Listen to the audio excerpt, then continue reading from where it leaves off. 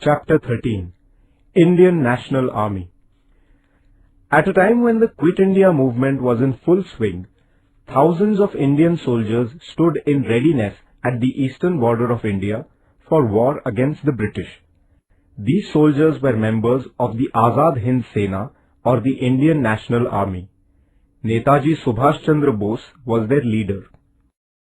Subhash Chandra Bose had been twice elected as the president of the Indian National Congress. He was of the opinion that while England was engaged in the Second World War, India should take advantage of the situation and intensify the agitation in India. If necessary, India should seek the help of the enemies of England. However, he developed differences of opinion with the senior leaders of the National Congress. Therefore, Subhash Chandra Bose resigned from the position of the Congress president. He founded a party called the Forward Bloc in order to place his views before the people. In his speeches, Subhash Babu began to appeal to the Indian people to rise in revolt against the British. Therefore, he was interned in his residency by the British government. From there, he escaped in disguise. He reached Germany in the month of April 1941. There, he founded the Free India Center. From the Berlin radio station in Germany, he appealed to the Indian people to join an armed struggle for the independence of India. However, he did not get the expected help from Germany. At the same time, Rash Behari Bose requested him to come to Japan. Formation of the Indian National Army. Rash Behari Bose was living in Japan since 1915. He had organized the Indians living in the countries of Southeast Asia and had established a society called Indian Independence League. Japan had conquered those territories in Southeast Asia which had been under British possession in the early part of 1942. At that time, thousands of Indian soldiers and officers in the British Army there fell into the hands of Japan. Rash Behari Bose, with the help of Captain Mohan Singh, formed a battalion of these Indian prisoners of war. It was named as the Indian National Army or the Azad Hind Sena. Subhash Chandra Bose was requested to lead this army. In October 1943, Netaji established the Azad Hind government in Singapore. Prominent among his associates were Shahnawaz Khan, Jagannath Rao Bhosle, Dr. Lakshmi Swaminathan, Guru Baksh Singh Dhillon, and Prem Kumar Sehgal. Captain Lakshmi Swaminathan was the commander of the Rani of Jhansi regiment.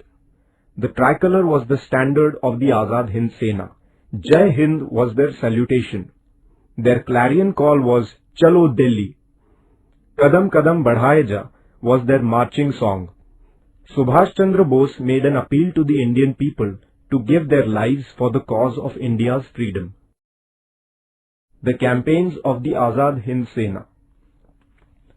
Towards the end of 1943, Japan conquered the Andaman and Nicobar Islands and handed them over to the Azad Hind government.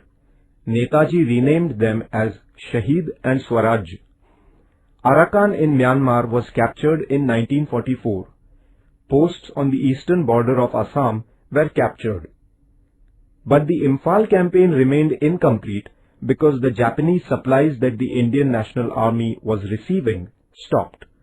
At this juncture, the British received reinforcements from the American Army which added to their military might.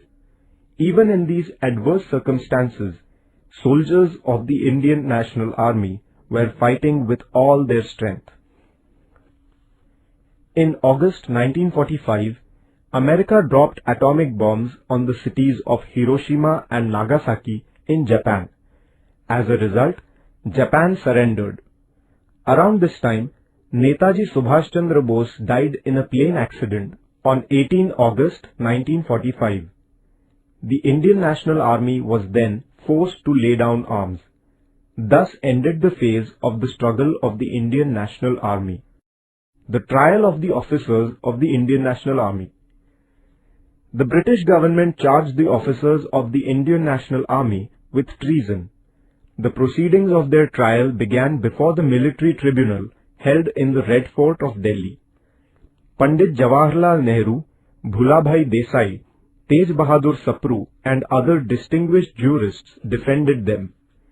The military tribunal held the officers guilty and they were sentenced to life imprisonment. The Indian people had feelings of sympathy and pride for the Indian National Army.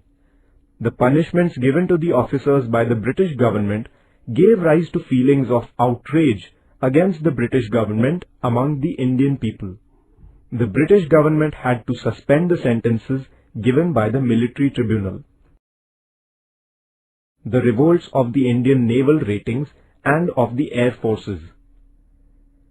The inspiration provided by the Indian National Army caused discontent against the British power among the soldiers in the Navy and Air Force. It burst out on the British warship Talwar at Mumbai on 8 February 1946. The soldiers flew the tricolour on the warship and shouted slogans against the British power. The British government sent the army and opened fire on the naval ratings. The rebels, too, countered it with bullets. The workers and common people extended their support to the naval ratings.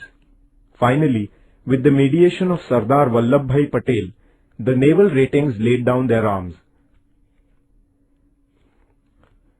In order to lend support to the uprising of the naval ratings in Mumbai, the Air Force officers at various places such as Delhi, Lahore, Karachi, Ambala, Meerut, etc. went on strike. These revolts were a clear indication that the sentiments of discontent against the rulers had reached a climax. Thus, during the years 1942 to 1946, the foundation of the British rule in India was badly shaken. The Indian people had expressed their strong opposition to the British through the Quit India movement. Now, the Army, the Navy and the Air Force, which formed the backbone of the British power, also began to turn hostile to them. The British rulers realized that the days of their rule in India were numbered. The revolts of the Indian naval ratings and of the air forces.